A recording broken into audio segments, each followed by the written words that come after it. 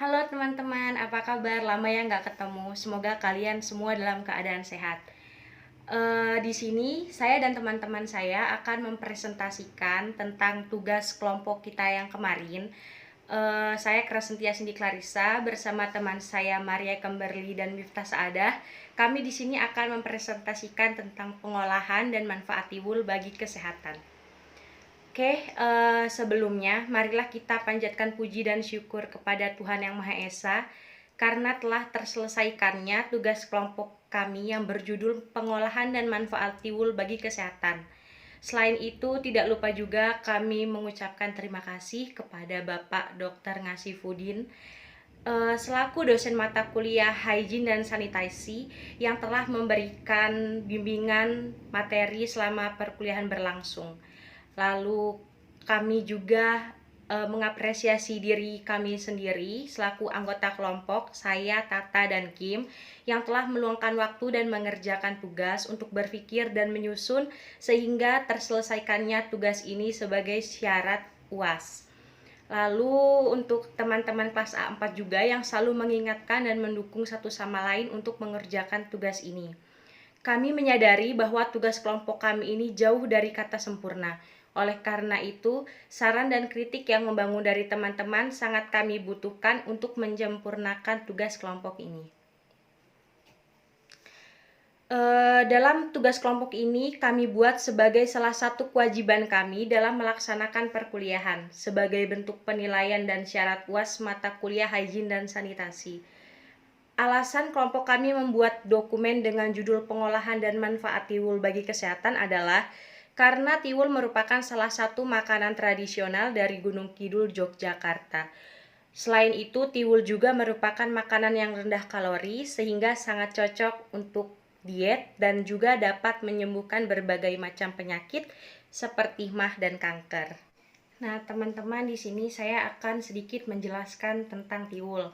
Mungkin teman-teman udah nggak asing ya dengan makanan yang satu ini. Oke, saya jelaskan terlebih dahulu. Tiwul itu adalah makanan pokok pengganti nasi yang terbuat dari ketela pohon atau singkong.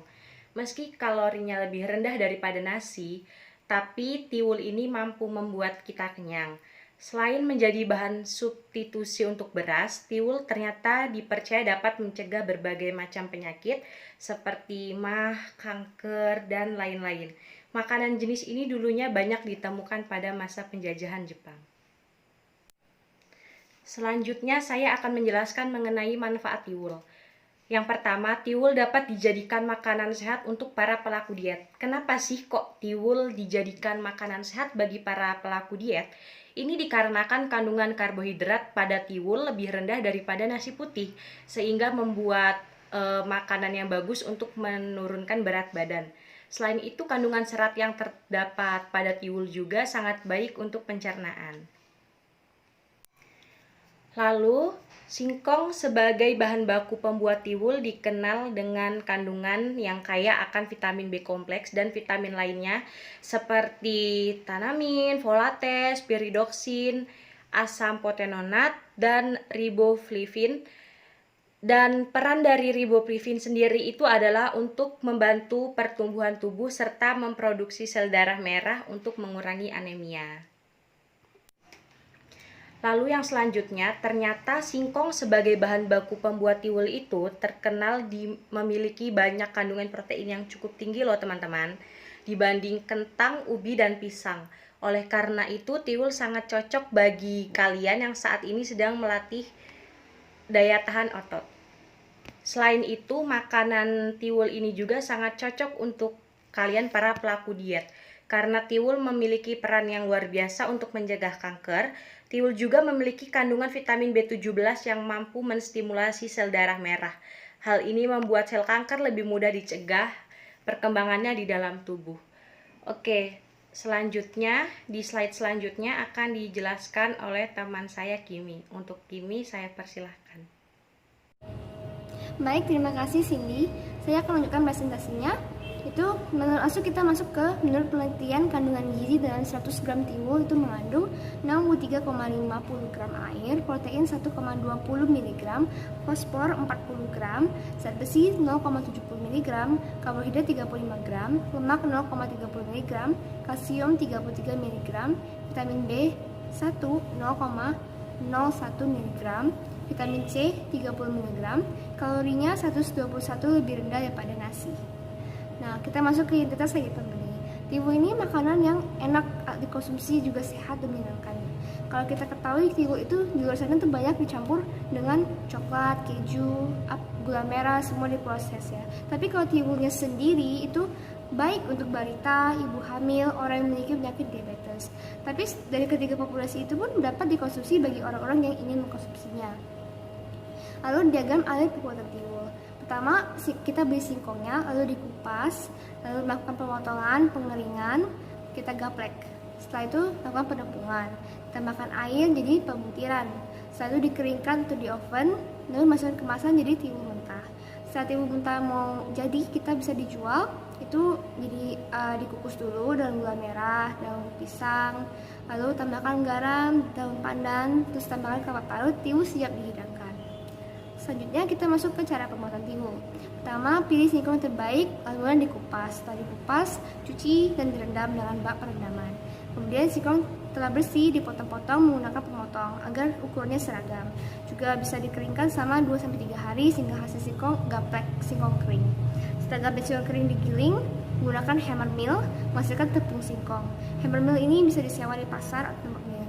Lalu ada beberapa bentuk pembentukan butiran tiwul. Ada tiwul diletakkan di atas tempan, kemudian dipercik dengan air sehingga digoyang-goyang, lalu akan dia membutir. Lalu juga bisa menambahkan air pada tepung sampai kadar airnya mencapai 60%, kemudian diputar menggunakan tampan, lalu akan dihasilkan butir-butiran tiwul. Lalu ada juga pembutirannya bisa menggunakan mesin, biasa bentuknya silinder, terus dirancang khusus untuk pembuatan tiwul ini. Lalu butiran yang dihasilkan selanjutnya dikeringkan dengan cara dijemur selama 2 hari atau dikeringkan di oven selama 55 Celcius selama 12 jam. Lalu tiwul mentah kering siap dikemas. Masuk ke dalam pembuatannya, kukus butiran tepung gaplek ini dalam dandang pengukusan dengan balasan daun pisang. Tambahkan juga taburan gula merah dalam gaplek tersebut, kukus dengan selama kurang lebih 1 jam. Jika sudah matang, bisa diangkat.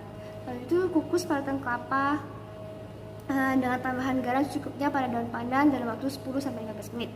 Setelah matang, kukusan parut kelapa ini dicampurkan ke tiwul dan tiwul siap dihidangkan. Identifikasi HACCP terhadap bahan baku. Yang pertama, ada bahan bakunya itu singkong. Singkong ini berbahaya, jenis bahayanya itu memiliki kandungan asam sianida. Terus tindakan pencegahannya adalah gunakan singkong yang terpercaya, jangan menggunakan singkong yang ada kebiruan, tidak menggunakan singkong pasar. Lalu yang kedua ada kelapa parut. Kelapa parut ini mudah basi, jadi tindakan pencegahannya bisa disimpan suhu yang dingin dan cepat diolah.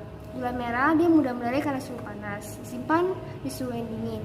Daun pisang dapat rusak karena ada hamanya, disimpan tempat yang kering dan digunakan secara langsung. Dan pandan bisa ada kemampuan dalamnya, lebih baik dicuci dan bersihkan dulu sebelum dimasak. Garam mudah meleleh, jadi simpan tempat kering dalam suhu ruangan.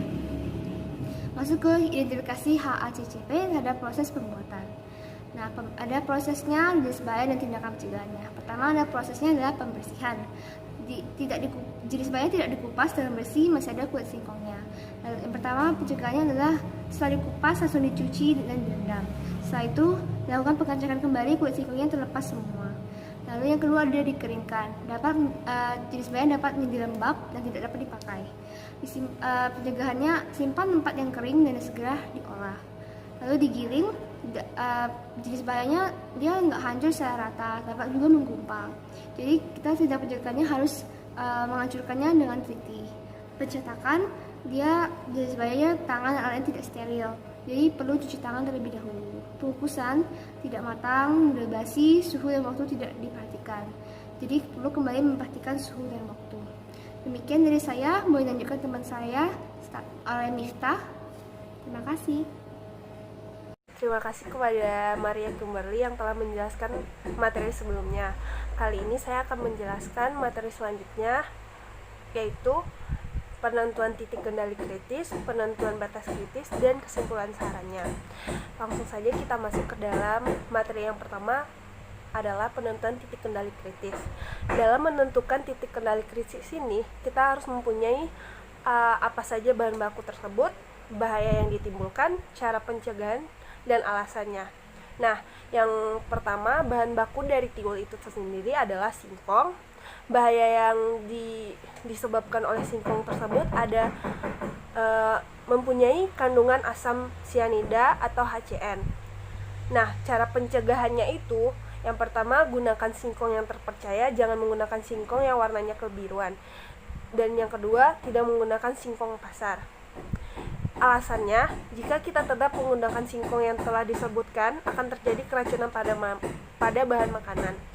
Yang kedua, ada kelapa parut. Bahaya yang ditimbulkan ada mudah basi. Cara pencegahannya disimpan di suhu dingin dan cepat diolah. Karena alasannya, jika tidak diolah langsung atau disimpan dengan baik, akan ada bakteri yang datang yang membuatnya basi. Yang ketiga, ada gula merah. Bahaya dari gula merah tersebut adalah mudah meleleh dan mudah meleleh karena suhu panas. Cara pencegahan tersebut disimpan di suhu dingin. Alasannya, mungkin di dapur suhu ruangannya panas menyebabkan bahan tersebut meleleh. Yang keempat, ada daun pisang. Bahaya yang dapat ditimbulkan yaitu dapat rusak karena terserang hama. Cara pencegahan tersebut disimpan di tempat yang kering dan digunakan secara langsung. Alasannya, jika tidak digunakan langsung bisa membuat daun tersebut kering dan susah dipakainya. Dan yang kelima, ada daun pandan. Bahaya yang ditimbulkan bisa ada ulat di daunnya. Pencegahannya, cuci dan bersihkan sebelum dimasak. Alasannya, jika tidak dibersihkan bisa jadi ulat tersebut ikut dimasak. Dan yang terakhir, ada garam. Garam itu, bahaya yang ditimbulkan dari garam tersebut adalah cepat meleleh. Nah, cara pencegahan tersebut disimpan di tempat kering dan suhu ruangan. Suhu ruangannya minimal 20 sampai 25. Alasan tersebut, mungkin di dapur suhu ruangannya panas menyebabkan bahan tersebut meleleh. Lanjut ke materi yang kedua, yaitu penentuan batas kritis. Nah, cara mengetahui penentuan batas kritis dari bahan makanan tersebut ada 4 proses. Yang pertama ada tahap proses, bahaya yang ditimbulkan, cara pencegahannya, dan batas kritis tersebut. Nah, kita mempunyai 5 tahap proses. Yang pertama ada cara pembersihannya. Bahaya yang ditimbulkan ada tidak dikupas dengan baik, masih ada kulit singkong, debu, dan tanah yang menempel. Cara pencegahan tersebut ada setelah dikupas langsung dicuci menggunakan air yang bersih dan direndam sehingga tidak ada bakteri yang masuk dan debu yang masuk. Batas kritis tersebut terhindar dari debu dan bakteri. Yang kedua ada dikeringkan. Bahaya yang dapat ditimbulkan adalah dapat menjadi lembab dan tidak dapat dipakai dan terkena debu. Cara pencegahannya disimpan di tempat yang kering dan segera diolah atau ditutup menggunakan penutup yang rapat sehingga tidak terkena debu. Dan batas kritisnya adalah terhindar dari debu dan bakteri. Yang ketiga ada digiling. Bahaya yang ditimbulkan ada serpihan batu dari tempat penggilingan.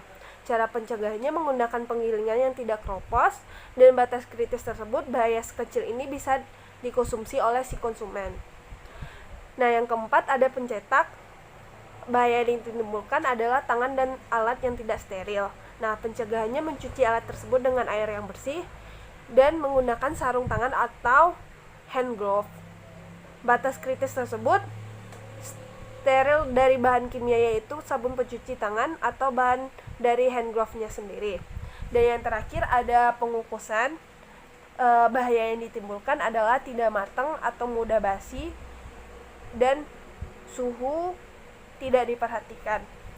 Nah, pencegahan tersebut pengaturan suhu pada saat memasak agar materi dapat dihilangkan, menjaga kebersihan dapur, dan menggunakan panci yang bersih tidak ada debu. Nah, batas kritis tersebut ada suhu saat mengukus adalah 120 derajat Celcius, sanitasi dapur yang baik, dan tidak ada debu di sekitar dapur. Nah, kesimpulan dari materi tersebut adalah tiwul adalah makanan pokok, pengganti nasi yang dibuat dari ketela pohon atau singkong dan banyak zat terdapat di dalamnya.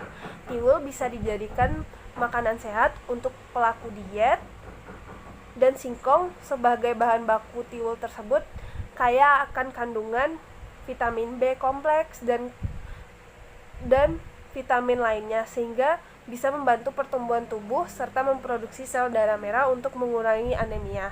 Tiwul biasanya dikonsumsi oleh ibu-ibu hamil, penyakit diabetes, orang yang ingin diet. Nah, saran dari materi ini ada 3 ya. Yang pertama ada menggunakan bahan dan alat yang steril. Yang kedua, saat mengolah perhatikan hal-hal yang dianggap sepele tapi itu penting. Yang ketiga ada kreasikan bentuk tiwul sehingga tiwul tersebut memberikan hal yang menarik untuk konsumen